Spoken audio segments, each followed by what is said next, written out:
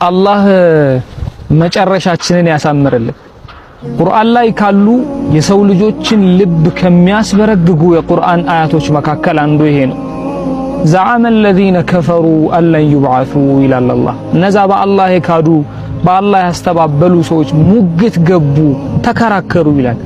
ألن يبعثوا እኛ ከሞትን በኋላ አጥንታችንም አመድ ስጋችንም ትቢያ ከሆነ ከጠፋን በኋላ ማን ነው የሚቀሰቀሰን አሉ።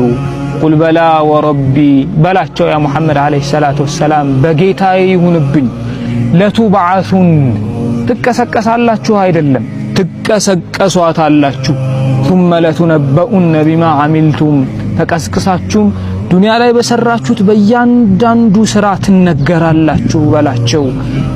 የውመ ቱብለ ሰራኢር ሚስጥሮች ሁሉ ይፋ በሚወጡበት ቀን በልባችን ደብቀን ያኖርነው በስልካችን ሎክ አርገን ያስቀመጥነው ሁሉም ሚስጥሮች አላህ ዘንድ ይፋ ይወጣሉ።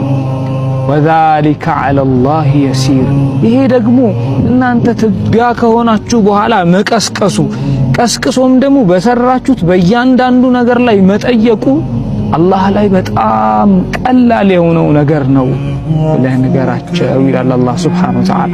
ሚስጥሮች ሁሉ አላህ ዘንድ ይፋ ከመውጣታቸው በፊት ፈቱቡ ኢለላህ ወደ አላህ እንመለስ።